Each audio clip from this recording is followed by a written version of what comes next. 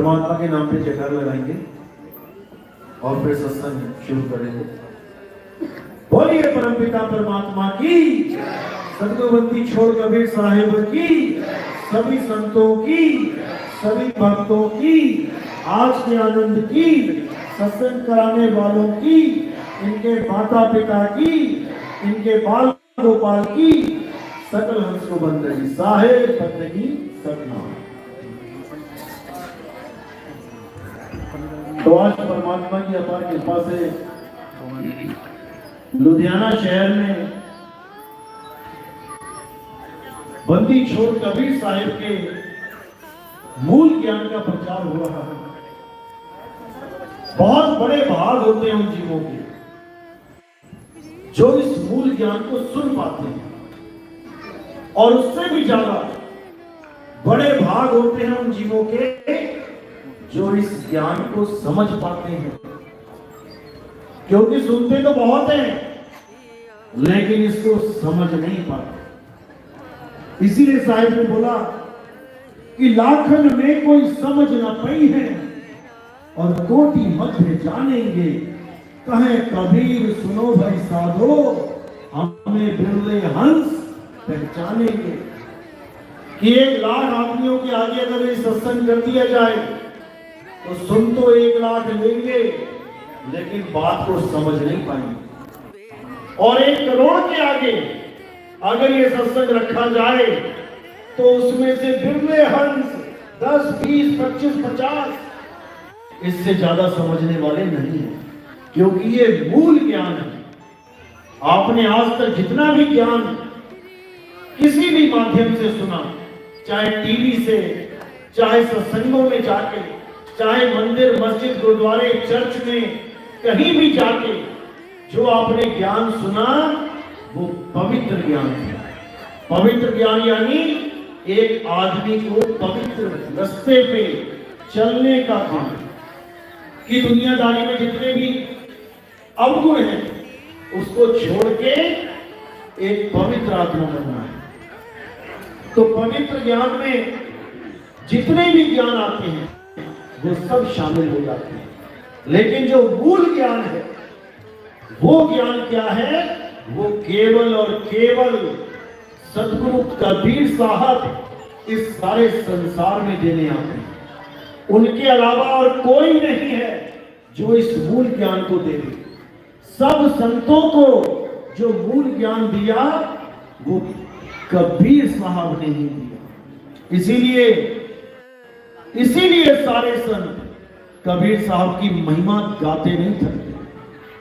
तो ये मूल ज्ञान जिसको भी दिया गया उस संत को लाखों कसमें दी गई कि ये मूल ज्ञान अभी मत खोलना। जितने भी संत हैं सबने वाणी लिखी, लेकिन आप विचार करो एक भी संत ने अपनी वाणी का भावार्थ क्यों नहीं किया? किसी भी संत की वाणी देख लो इस दुनिया में, सब संत वाणी बोल के गए लेकिन वाणी खोल के नहीं गए। आज जो भी उठता है संतों की वाणी को पढ़ता है, अपनी मन मत से उसका भावार्थ करके दुनिया को बहका देता है। अज्ञानी जीव उस भेद को नहीं जानता। जो पढ़ा हुआ देखता है, लिखा हुआ देखता है, उसी को सत्य मान के चल पड़ता है। तो इसीलिए कबीर साहब ने धर्मदास जी को भी बोला कि धर्मदास मेरी लाख दुहाई और ये मूल ज्ञान बाहर ना जाए। जो ज्ञान मैं तुम्हें बता रहा हूं ये ज्ञान बाहर नहीं जाना चाहिए। पवित्र ज्ञान तुम जग में भागो और मूल ज्ञान गुप्त कर रखो। पवित्र ज्ञान यानी जितना भी पूजा पाठ का ज्ञान है, जितने भी मंत्र तंत्र जंत्र का ज्ञान है, ये सब तो तुम बताते चले जाओ। लेकिन जो असली ज्ञान है जिसके द्वारा इस जीव की मुक्ति होगी वो किसी से मत बोलना। क्यों मत बोलना? अगर नहीं बोलेंगे संत तो कल्याण कैसे होगा? उसके लिए क्या बोला? पवित्र ज्ञान तुम जग में भागो, मूल ज्ञान गुप्त कर राखो। मूल ज्ञान बाहर जो पढ़ी, पिछली पीढ़ी हंस न करेगी। जो भक्ति कर रहे हैं और जिनके पास सत्य नहीं है उनको मुक्ति नहीं मिलने वाली। क्यों? क्योंकि वो मंजिल तक नहीं पहुंच रहे हैं, वो केवल सफर पे चल रहे हैं। आप कोई भी भक्ति कर रहे हो, आप कोई देवी देवता पूज रहे हो, आप कोई मंत्रों का जाप कर रहे हो, किसी ने कोई गुरु बना रखा है, उससे कोई दीक्षा ले रखी है, क्या आपको पता है कि जो मैंने लिया है, जो मैं कर रहा हूं, वो सही है या गलत? सब अपने आप को ठीक मान के बैठे कि जो कुछ भी मैं कर रहा हूं वो सही है।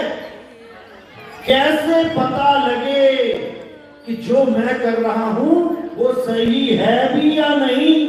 कैसे पता लगेगा? आप पेट्रोल डलाने जाते हो, भले आपके सगे चाचा जी, सगे मामा जी, भले कोई भी खड़ा हो, उसने अगर बिना मीटर दिखाए, बिना जीरो दिखाए तेल डाल दिया, तो तुम्हें कैसे पता लगेगा कि पूरा डाला कि नहीं? भले वो अपना रिश्तेदार क्यों ना हो, वो ना आपको यकीन दिला पाएगा और ना आप उस पर यकीन कर पाओगे अगर पेट्रोल पंप पे मीटर लगा ही ना हो।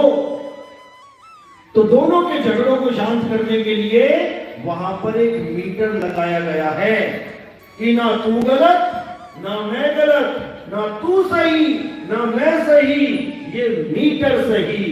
इसलिए जब आप पेट्रोल डलाते हो तो स्पेशल वो बंदे को ट्रेन किया गया है कि पहले तुमसे बोले बाबूजी मीटर चेक कर दो, कहता है कि नहीं? अगर वो ना करे और पेट्रोल डाल दे तब तुम क्या करते हो? भाई जीरो क्यों नहीं दिखाई तुम्हें? बोलते हो कि नहीं? क्योंकि हमें पता लग जाता है कि हम ठगे जा सकते हैं। लेकिन जब धर्म की बात आती है, जब मुक्ति की बात आती है, तो कोई मीटर नहीं है। क्या मीटर है? किसके पास मीटर है? कैसे पता लगे कि राम राम जप के राम वाले पार हो गए, या वाहेगुरु वाहेगुरु जप के वाहेगुरु वाले पार हो गए, या अल्लाह अल्लाह जप के अल्लाह वाले पार हो गए? मीटर कहाँ है? मीटर कहाँ है? मीटर है, कहाँ है? कहाँ है? किसी को नहीं पता। वाणी ही मीटर है। जो संतों ने वाणी बोली है वही मीटर है। उसी के आधार पे आपने अपनी भक्ति करनी है, अपने जीवन को चलाना है। इसीलिए कबीर साहब ने बोला, वाणी से पहचानिए साधु चोर की हाट, और अंतर की करनी से निकले मुंह की बात। अगर तुम्हें सच में ये जानना है कि जो मैंने आज तक पूजा पाठ करी है, जो मैंने आज तक किसी भी गुरु के द्वारा दिए गए नाम को जपा है, उससे मेरी मुक्ति होगी या नहीं, तो आज का सत्संग ध्यान से सुन लो। आज आपको मीटर दिखाया जाएगा कि आपकी मुक्ति होगी या नहीं। तो इसी को मूल ज्ञान बोलते हैं। तो साहिब कहते हैं, मूल ज्ञान तब लग छुपाई जब लग द्वादश पंथ ना मिट जाए।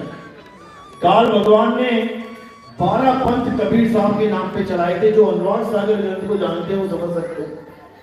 उसमें जो 12वां पंथ चला वो गरीबदास जी छुड़ानी और छुड़ानी धाम में है, जिनको 7-8 साल की उम्र में कबीर साहब मिले थे। अभी 250 साल पहले वो वाले कबीर जो 600 साल पहले चले गए, वही कबीर 250 साल बाद मिले। क्यों मिले? क्योंकि कबीर साहब जो आप सोचते हो वो नहीं है।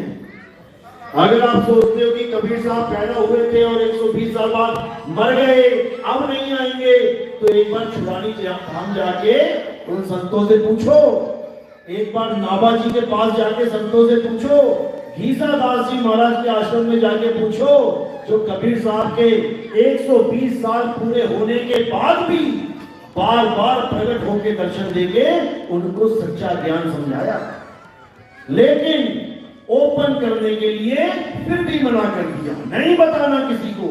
क्योंकि ये ज्ञान कब खोला जाएगा? जब घर घर में मोबाइल होंगे, इंटरनेट का युग होगा। क्यों? क्योंकि तब एक बटन दबाया जाएगा और वो एक बटन लाखों लोगों तक उस संदेश को पहुंचा देगा। नहीं तो बाबा नानक कन्याकुमारी से लेके अरब देश तक वाया रूस कहां कहां पैदल जाते थे। क्यों जाते थे? केवल एक संदेश देने परमात्मा का। क्यों? क्या बाबा नानक से पहले कोई अल्लाह को नहीं जानता था? क्या बाबा नानक से पहले कोई राम को नहीं जानता था? क्या बाबा नानक से पहले कोई किसी धर्म में था ही नहीं? क्या कोई नाम ही नहीं जपता था? सब जपते थे, लेकिन बाबा नानक नाम जपवाने नहीं जाते थे, बाबा नानक नाम छुड़वाने जाते थे। छुड़वाने। जो लोग राम राम राम राम राम जपते थे उनको नानक साहब क्या कहते थे? अरे राम राम करता जग फिरे, राम ना पाया जाए। अगर तुम राम को राम राम करके पाना चाहते हो तो भाई वो नहीं मिलने वाला। अगर तुम कुएं में जो पानी है उसको केवल पानी पानी पानी पानी जप के मुंह में पहुंचाना चाहते हो तो वो नहीं होने वाला। अल्लाह अल्लाह करके अगर कोई कहे कि मुझे अल्लाह मिल जाएगा, उसको अल्लाह मिलने वाला नहीं। तो क्या करना है? सोई गुरु पूरा कहावे, दो अक्षर का भेद बतावे, एक छुड़ावे। जो बाबा नानक और कबीर साहब करते आए हैं वो क्यों उनका इतना विरोध किया गया? ब्राह्मण भी राम नाम करते थे और कबीर साहब भी कहते थे अरे राम नाम की लूट है, लूट सके तो लूट। फिर दोनों राम के भगत हो गए। फिर ब्राह्मण और कबीर साहब में फर्क क्या रहा? जब तक ये फर्क तुम्हारे समझ में नहीं आया तुम यही समझते रहोगे कि कबीर साहब भी राम जी के पुजारी हैं। मीराबाई हाथ में कृष्ण जी की मूर्ति लेके घूमती थी। आज तुम लोग जोड़ देते हो रविदास जी के साथ, और रविदास जी के कट्टर वैरी कौन है? वही ब्राह्मणवाद। तो कृष्ण जी के पुजारी कौन है? वही ब्राह्मणवाद। तो मीरा किसके साथ कनेक्ट हुई? वही ब्राह्मणवाद के साथ। फिर भैया का आएगी दुश्मनी।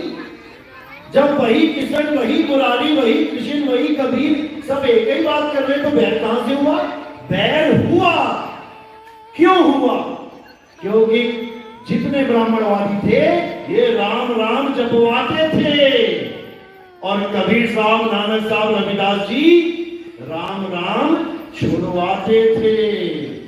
जब तक ये नहीं समझ में आया, जब तक बात नहीं बनी। कैसे छुड़वाते थे?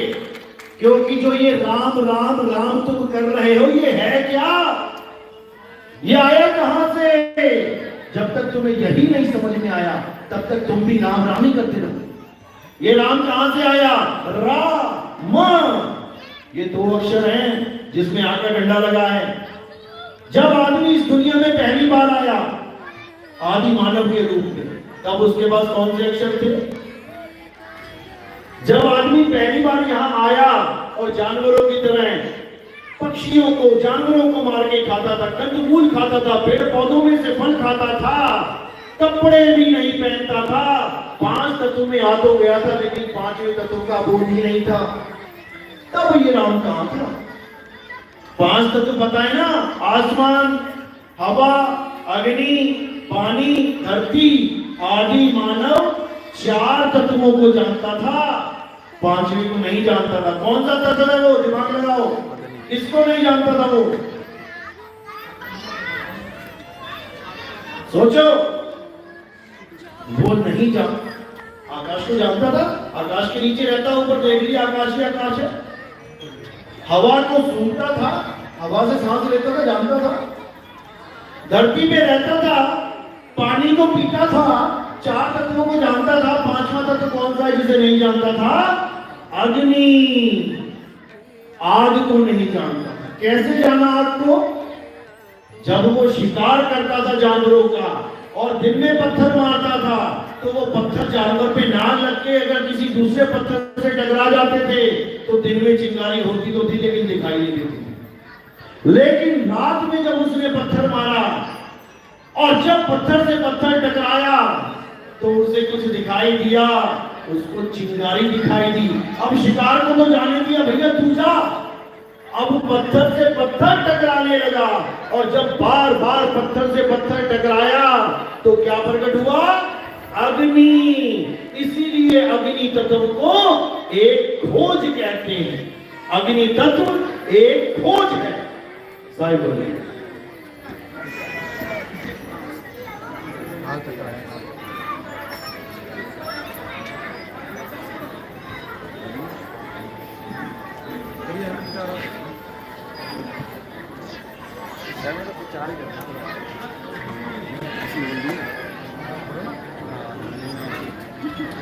साहिब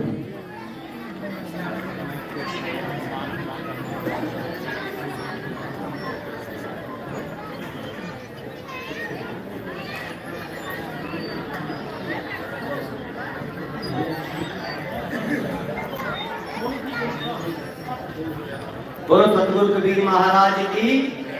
मैं इतने आते अशोक प्रेसर कपी MLA साहब जिन्होंने अपना कीमती वक्त करके बाबा जी के दरबार अपनी हाजिरी लवाई। मैं असी पूरे समाज वालों अपनी टीम वालों इन्हों जी आया आखदा हाँ। तो मैं सतीश जी का, दलीप जी का, ब्रजलाल, धर्मपाल जी, संजीव कुमार कौमी, बहुत जबरलाल जी, मेरे फादर साहब, साढ़े चाचा जी ਅਤੇ ਸਾਡੇ ਸਾਰੇ ਹੀ समाज के जिन्हें भी आगू हैं ਅਸੀਂ ਇਹਨਾਂ ਨੂੰ बहुत बहुत ਵਧਾਈਆਂ ਦਿੰਦੇ ਹਾਂ। और जगराओं तो कृष्ण प्रधान जी, प्रहलाद मदन जी, रॉकी जी, फलादीप जी, शेरपुर तो कपूर जी, जगदीश जी, बलजीत जी, मुल्लापुर तो मुकेश जी ਅਤੇ ਉਹਨਾਂ ਦੀ टीम ਅਤੇ दुग्गल साहब। ਅਸੀਂ ਇਹਨਾਂ ਨੂੰ ਸਾਰਿਆਂ ਨੂੰ ਜੀ ਆਇਆਂ ਆਖਦੇ ਹਾਂ ਅਤੇ ਆਪਣੇ ਸਮਾਜ ਵੱਲੋਂ ਇਹਨਾਂ ਦਾ ਤਹਿ ਦਿਲੋਂ ਧੰਨਵਾਦ ਕਰਦੇ ਹਾਂ। ਸਤਿਗੁਰੂ ਕਬੀਰ ਮਹਾਰਾਜ ਕੀ।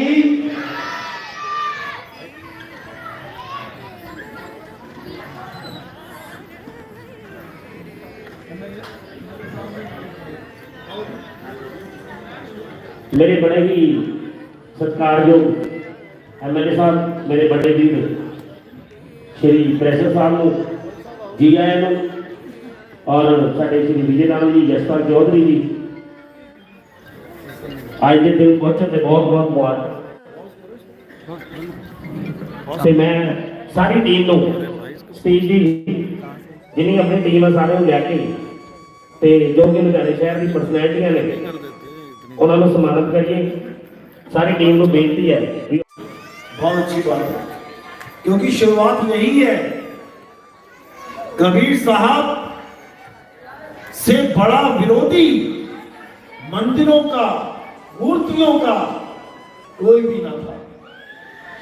कबीर साहब ने कहा पाथर पूजे हरि मिले तो मैं पूजूं पहाड़, और वासे ये चाकी भली पीस खाए संसार। मंदिर में जो मूर्ति पड़ी है तुम 50 किलो दाना छोड़ा वहां पे और बोलो भगवान जी ये दाना पीस देना, मेरे बच्चे भूखे हैं। आप एक दिन छोड़ो, 10 दिन छोड़ो, 1 महीने बाद जाओगे दाने वैसे ही पड़े रहेंगे। लेकिन अगर एक चक्की रखी है मंदिर में और अगर उस चक्की में वो दाने डाल दिए जाए तो ऐसा आटा पिस के निकलेगा कि आपके घर में जीवों की आंख खुलेगी। लेकिन फिर भी मैं यही कहता हूं कि बहुत अच्छी बात है जो शुरुआत भवन से ही हो, मूर्तियों से ही हो, लेकिन वो शुरुआत है, उसको अंत मत समझ लेना। कबीर साहब ने कभी नहीं कहा कि कोई मंदिर बनाओ, कोई भवन बनाओ, कोई पत्थर की मूर्ति रखो।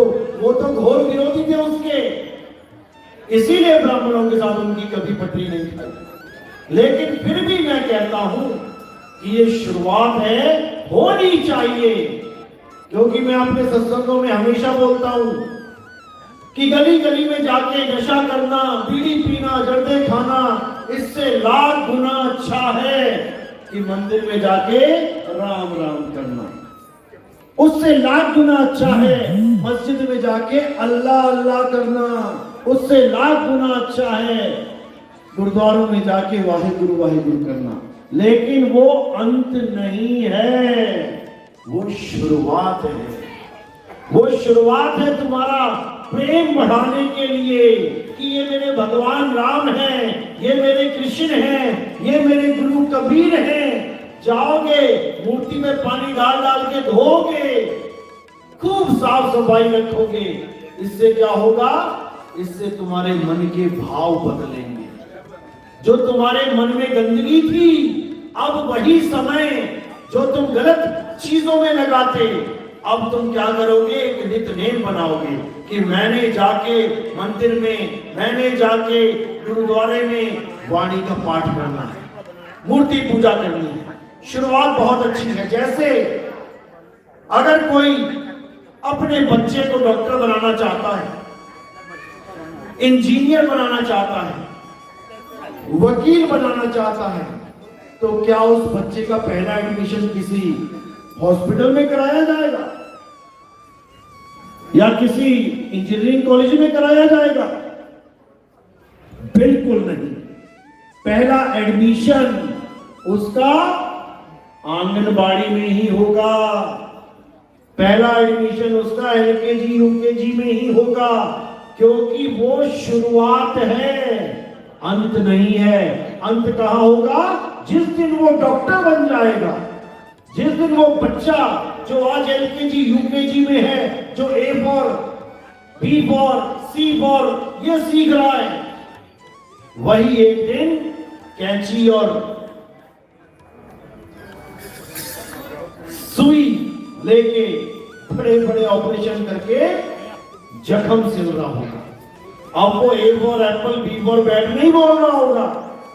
यानी सारा मैटर चेंज, सारी पढ़ाई चेंज, लेकिन शुरुआत कहां से?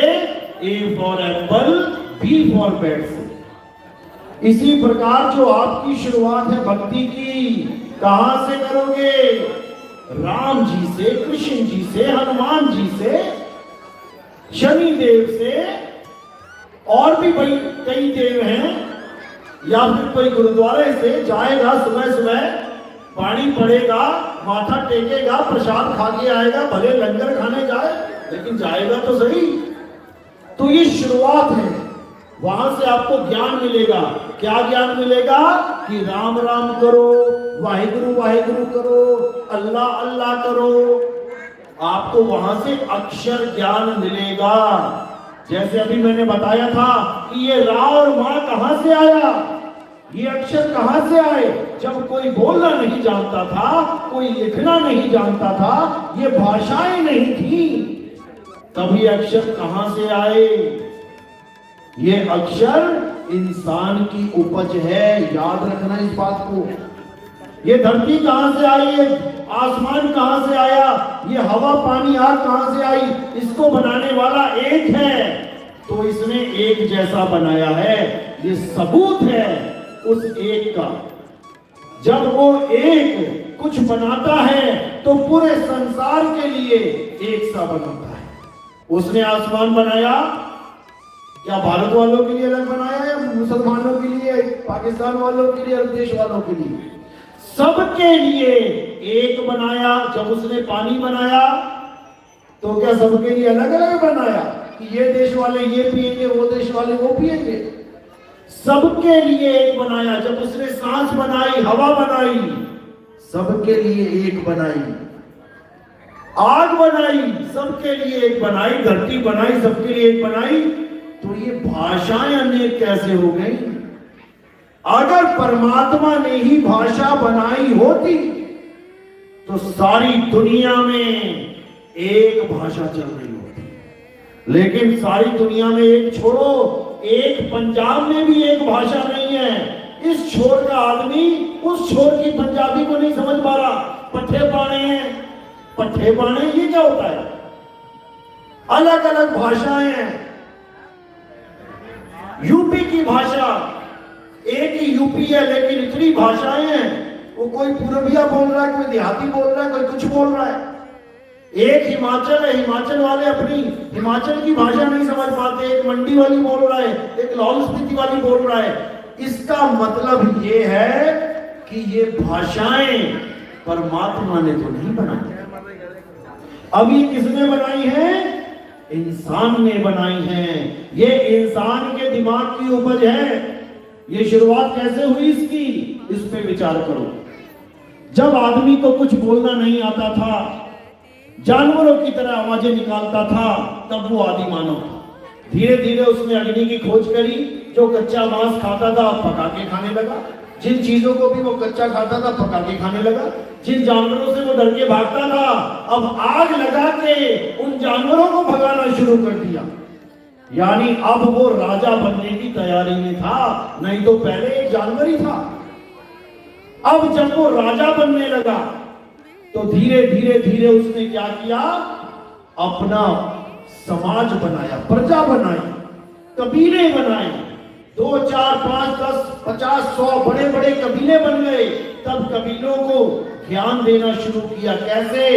अगर कोई शेर आसपास घूमता था तो चट्टानों पे बड़ा सा शेर बना दिया जाता था, ताकि कोई भी कबीले वाला अगर इधर घूमता हुआ आए और वो दीवार पे देखे कि शेर बना हुआ है तो वो सावधान हो जाए, उसको ये पता लग जाए कि जो चीज दीवार पे बनी है वही चीज इस जंगल में आसपास कहीं घूम रही है, सावधान। कहीं पर बड़ा सा सांप बना दिया जाए तो समझ जाता था कि कहीं ना कहीं ये सांप मुझे मिलने वाला है। ये था चित्र ज्ञान, जो आज भी पुरानी से पुरानी सभ्यताओं में आप देखोगे, बैल बना है, गाड़ी बनी है, आदमी बने हैं, जानवर बने हैं, ये तब भाषा थी। उसके बाद उसी समाज में धीरे धीरे अक्षरों का ज्ञान शुरू किया।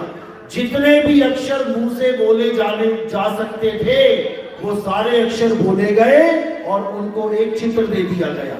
जैसे ही पहला अक्षर निकला आ, उसको एक चित्र दे दिया आ, सबको समझा दिया बेटा जैसे ही मैं आ बोलूं आप ये चित्र समझ जाना कि मैंने यही बोला है।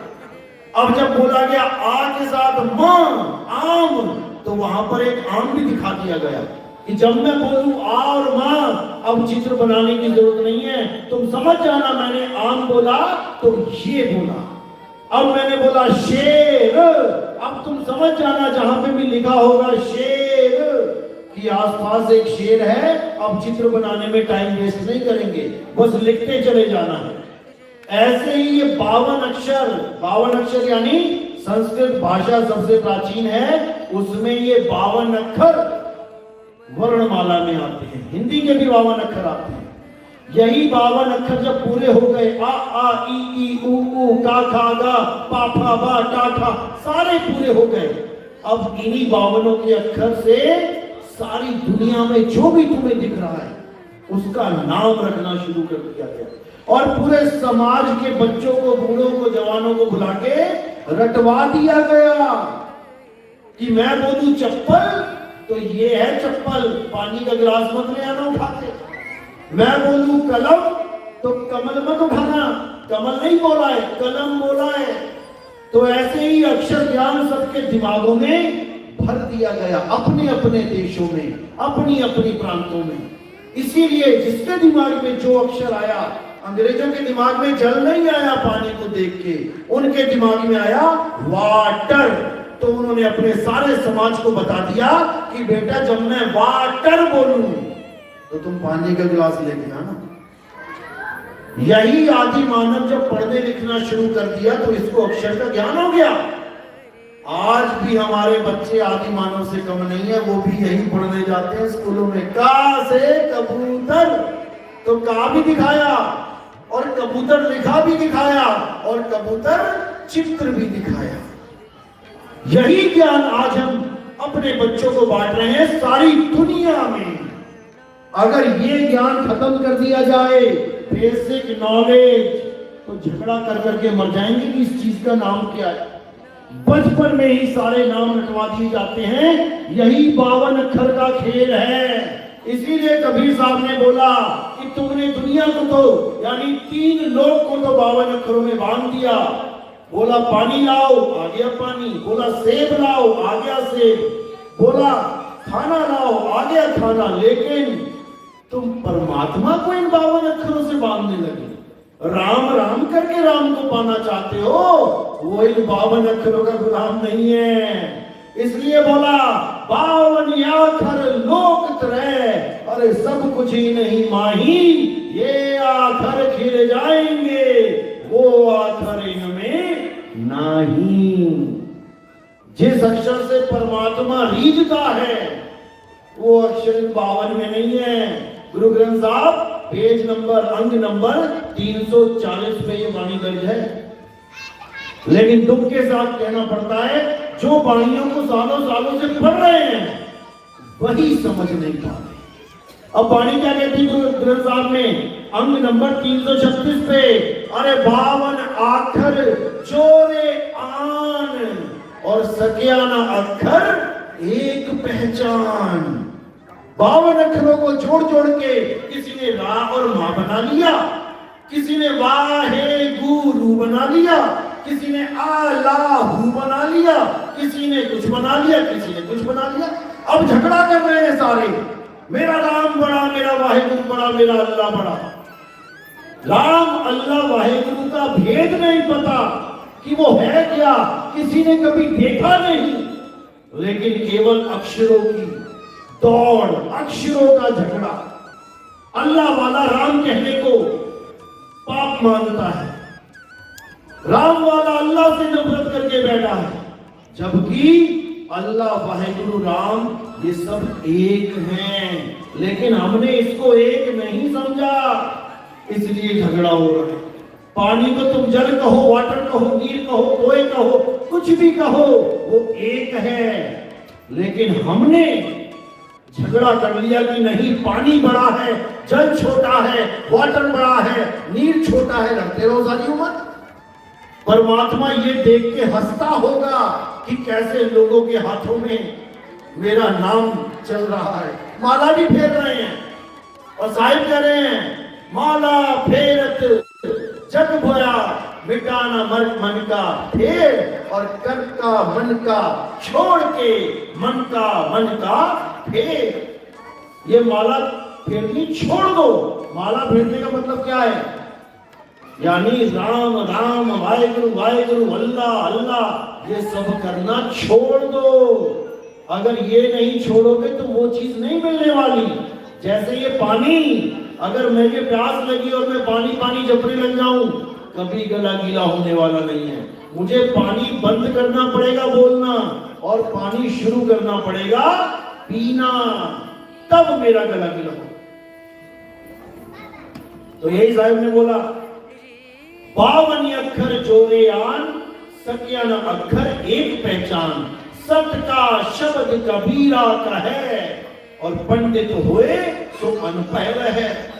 पंडित जन को यो व्यवहार, और ज्ञानवंत को तत्व विचार। कहे कबीर जाकी जैसी बुद्धि होई, कहे कबीर जानेगा सोई।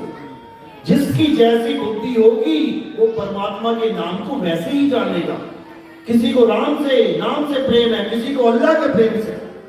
गुरु ग्रंथ साहब में लिखा है कोई बोले राम राम कोई खुदाए, कोई सेवे गुसैया कोई अलाए। लेकिन आज तक क्या किसी गुरुद्वारे पे अल्लाहू अकबर लिखा देखा? नहीं देखा। क्यों नहीं देखा? क्योंकि अभी भी अक्षरों में उलझे हैं कि वाहेगुरु लिखेंगे तो ठीक है, अल्लाहू लिख दिया तो ठीक नहीं है। जबकि जिसको पढ़ रहे हैं, जिसको गुरु कह रहे हैं, उस गुरु ग्रंथ में तो लिखा है, लेकिन गुरु ग्रंथ में ही लिखा है, तुम नहीं लिख सकते। क्यों? अक्षरों का ही झगड़ा है। क्योंकि इंसान बुद्धि वाला था, इसलिए उसने अक्षर बना दिए। अब अक्षर बनाए थे दुनिया की चीजों के लिए, अब क्या करने लगा वो? खुद को महान बनाने के लिए उसने जातियों के भी नाम रख दिए। राजपूत, ये राजपूत कहां से आया? उन्हीं 52 अक्षरों में से 52 अक्षर खत्म कर देता हूं। बताओ राजपूत का रा कहां से आएगा? ब्राह्मण, ब्राह्मण, ब्राह्मण का बा कहां से आया? उन्हीं 52 अक्षरों से। वैश्य कहां से आया? उन्हीं 52 से। शूद्र का शाह कहां से आया? उन्हीं 52 में से। तो अपने आप को इन्हीं 52 के द्वारा ऊंचा कर लिया। मैं तो ब्राह्मण हूं, मैं तो राजपूत हूं। अरे ये 52 अक्षर खत्म कर दे तो तुम ना तो ब्राह्मण ना तो राजपूत हो, फिर तुम क्या हो? केवल एक इंसान का चोला धारण किए एक मालिक का जीव अंश हो, इससे ज्यादा कुछ भी नहीं हो। भूल जाओ कि तुम सिख हो, भूल जाओ कि तुम्हारी कोई जात है। ये सारी जात पात धर्म देश जितने भी नाम हैं, भगवानों तक के नाम केवल इस 52 अक्षर की वजह से है। तो साहिब ने साफ बोला 52 अक्षर जीव आधारा, आदि अक्षर जीव्या से न्यारा, वाही को सत सिमरण कहिए, सिमर सिमर नर उतरो पार। कोई कहे कि मैं वाहिगुरु वाहिगुरु वाहिगुरु कर लूंगा, पार हो जाऊंगा, कभी नहीं हो सकता, क्योंकि वाहिगुरु भी 52 अक्षरों में है। जीभ से बोला जाता है, लिखा जाता है, पढ़ा जाता है, लेकिन असल में वाहिगुरु कौन है? जिसको प्राप्त करने पर मुंह से अपने आप निकले वाह। जब नानक साहब को उस शब्द की प्राप्ति हुई, जब शब्द गुरु की प्राप्ति हुई, तब उनके मुंह से निकला वाह। यानी पहले वस्तु मिली, उसके बाद मुंह से कुछ निकला उसकी उपमा के लिए। जैसे आपको किसी ने रसमलाई खिलाई और रसमलाई खाती आपके मुंह से निकला वाह, क्या बात है, किसने बनाई है? तो पहले खाई तब मुंह से निकला। लेकिन यहाँ पे क्या हो रहा है? खाया पिया कुछ नहीं और कह रहे हैं वाह वाह वाह वाह। वो सोच रहे हैं वाह वाह करने के बाद रसमलाई मुंह में जाएगी। बिल्कुल उल्टी कहानी। जैसे आह और वाह ये दो सांकेतिक ज्ञान है। जब हमें कोई खुशी मिलती है तो हमारे मुंह से ऑटोमेटिकली निकलता है वाह। जैसे अभी एमएलए साहब आए तो लोगों ने कहा वाह एमएलए साहब आ गए, और अगर चलते चलते पैर में मोच आ जाए तो क्या निकलेगा? आह। ये दोनों सांकेतिक ज्ञान है। अब तुम्हारे पास चोट तो तुम्हें लगी नहीं और तुम कहने लग जाओ आह आह, तो क्या बनेगा? कुछ नहीं बनेगा। इसी प्रकार नानक साहब कहते हैं पहले शब्द को प्राप्त करो। ये वाह तो अपने आप सारी उम्र निकलता रहेगा, इसको जपना नहीं है भाई। लेकिन समझ में नहीं आता। क्यों? क्योंकि हमारी सोच वही हो चुकी है जो धर्म के ठेकेदारों ने बना दी है। राम राम करता जग फिरे, राम न पाया जाए। क्यों नहीं पाया जाए ये बताओ। राम राम ना करे तो क्या वाहिगुरु वाहिगुरु करे? वाहिगुरु वाहिगुरु ना करे तो कोई मुसलमान कह देगा अल्लाह अल्लाह कर, तब मिलेगा। अरे सारे 52 अक्षर हैं। अब करना क्या है? नानक साहब क्या कहते हैं? अखा वाजो देखना, बिन तन्ना सुनना, पैरा वाजो चलना, बिन हथा करना। अरे जीवा वाजो बोलना, वाहिगुरु वाहिगुरु नहीं करना, राम राम नहीं करना, बिना जीव के बोलना, यूं जीवित मरना। नानक हुक्म पछाण तो जा खसने मिलना। जब तक उसका हुक्म नहीं तुमने समझ लिया तब तक वो मिलने वाला नहीं है। क्यों नहीं है? क्योंकि तुम गलत जगह ढूंढ रहे हो। तुम चीज तो ढूंढना चाहते हो लेकिन तुम्हें कोई भेद बताने वाला नहीं मिल रहा कि मैं ढूंढूं कहां। वस्तु तो तुम्हारे पास है। अरे कस्तूरी कुंडल बसे, मर्ग ढूंढे बन माही, और ऐसे रमता राम है ये दुनिया जाने नहीं। वो रमता राम कहां रमा हुआ है? अरे सब कुछ अंदर, बाहर नहीं, और बाहर खोजे परम तुलाही। सब कुछ तुम्हारे अंदर है। तुम्हारे अंदर का मतलब ये नहीं तुम्हारे शरीर के अंदर है। तुम्हारे शरीर के अंदर क्या है? हड्डी है, मांस है, गुर्दे हैं, दिल है, मज्जा है। रब कहां है? अगर तुम्हारे अंदर रब होता तो तुम कभी मरते क्या? तुम्हारा शरीर कभी क्या रुक जाता चलते चलते? अगर परमात्मा किसी शरीर में आ जाए तो क्या वो शरीर कभी मर सकता है? कभी नहीं मर सकता। इसलिए परमात्मा तुम्हारे शरीर में नहीं है भाई, परमात्मा तुम्हारी आत्मा में है। तो नानक साहब क्या कह रहे हैं? अरे आत्म में राम, राम में आत्म, जीनस गुरुमुख विचारे। अगर तुमने अपने परमात्मा को ढूंढना है तो तुम्हें क्या ढूंढना पड़ेगा? पहले अपनी आत्मा को ढूंढो। तो साहिब कह रहे अरे जब तक ना छीनोगे आत्म तब लग ना मिली है परे परमात्म। आत्म चीने परमात्म चीने, संत कहावे सोए, और यह भेद काया से न्यारा, पूछे बिरला कोई। शरीरों में परमात्मा नहीं है, शरीरों में कौन है? जीव। जीव है शरीरों में, परमात्मा शरीरों में नहीं है। वो तो अचूर्णी सैपम। अचूर्णी क्या होता है? जो कभी किसी चूर्ण में ना आया हो, लेकिन सब ने उसको चूनी बना दिया। तुझ में भी है, मुझ में भी है, सब में है। फिर तो वो चूनी अचूनी रहा ही नहीं। अगर आत्मा भी अंदर है और परमात्मा भी अंदर है, यानी दो लोग अंदर है। जैसे उदाहरण देता हूं, बस का ड्राइवर देखा, कितने ड्राइवर होते हैं बस में? एक। ट्रक में कितने होते हैं? एक। कार में कितने होते हैं? एक। और हवाई जहाज में कितने होते हैं? दो। क्यों होते हैं? चलाना तो एक नहीं है ना। क्यों होते हैं? कारण क्या है?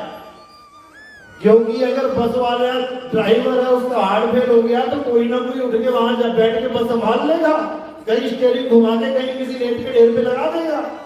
कार वाला हो गया तो साथ वाला ब्रेक मार देगा।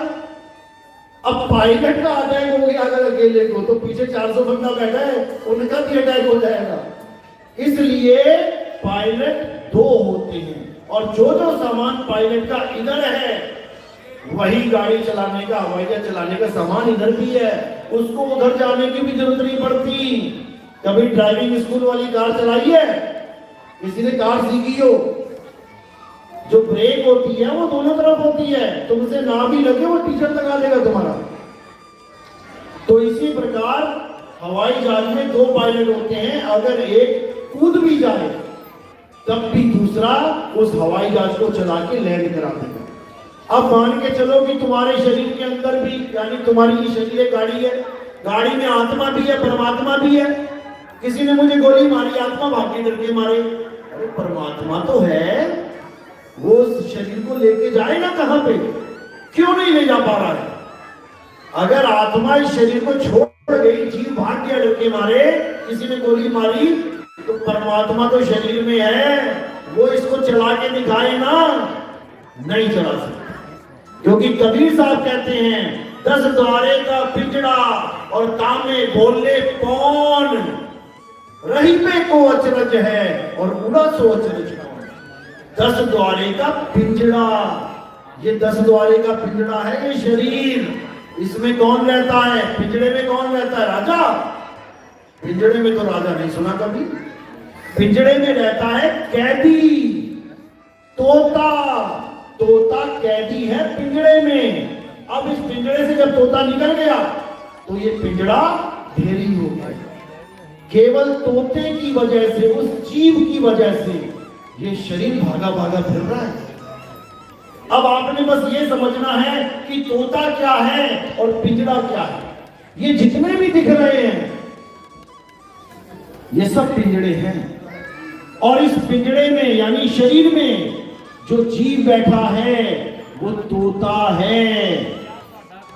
अब इस पिंजड़े में जो तोता बैठा है वो ये सारी बातें बोल रहा है। जितनी भी सुबह से लेकर शाम तक जो भी कुछ बोला जा रहा है वो तोते के द्वारा बोला जा रहा है, पिंजड़ा नहीं बोल रहा। जिस दिन ये तोता निकल गया उस दिन ये पिंजड़ा पड़ा रह जाएगा। तो हम तोता है या पिंजड़ा, हमने ये बात पे विचार करना है। हम हैं जीव और क्या चला रहे हैं? शरीर।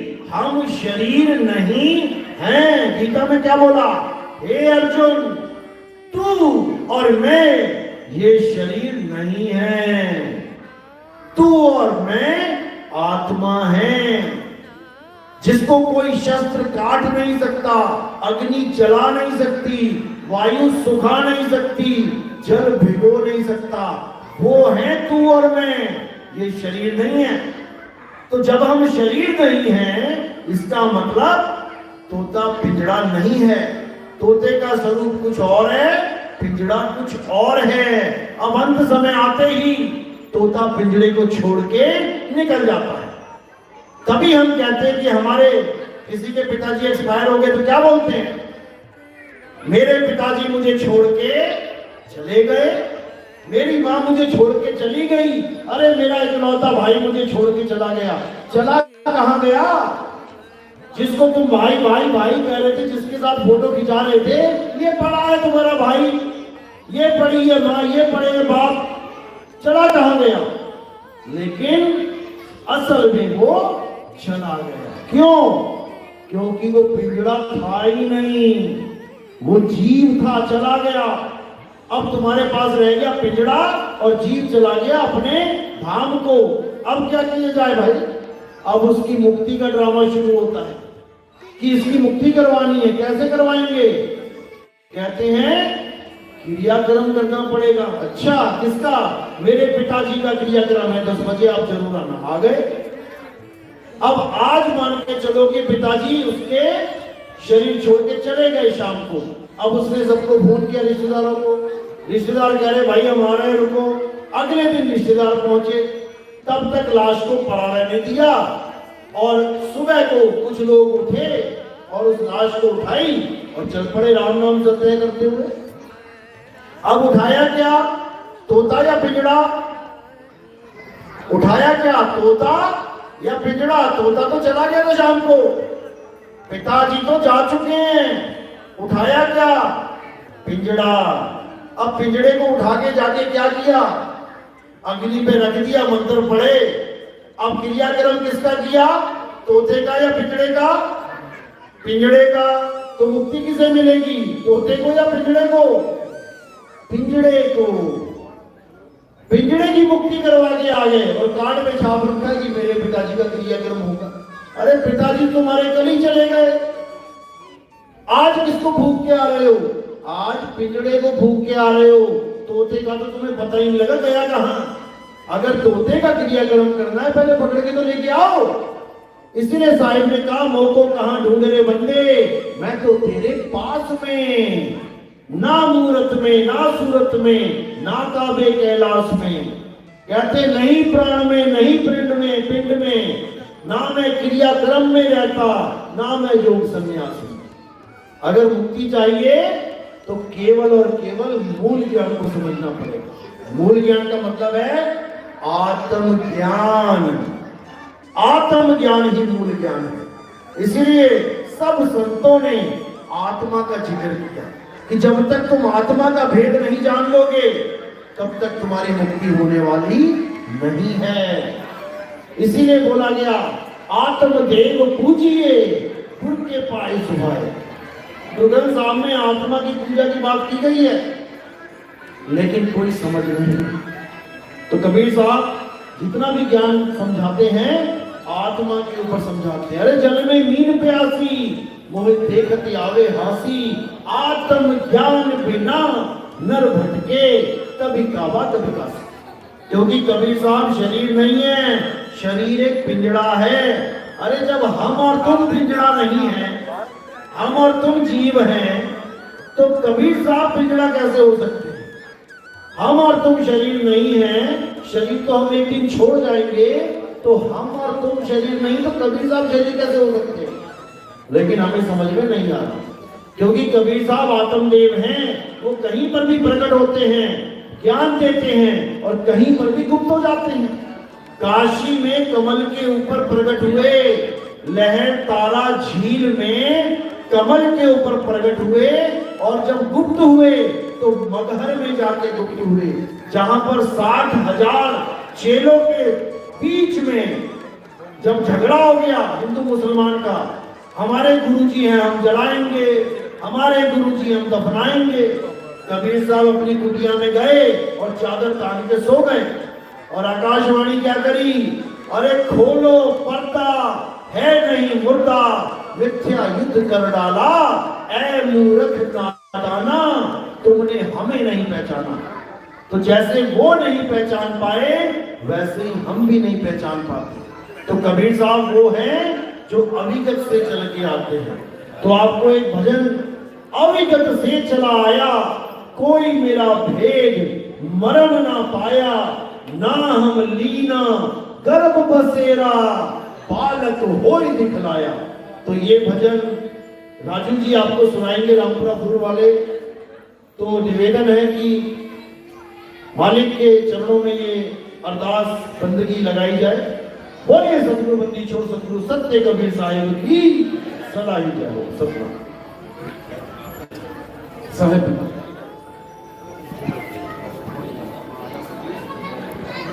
बहुत बहुत शुक्रिया सतगुरु महाराज जी का जिन्हें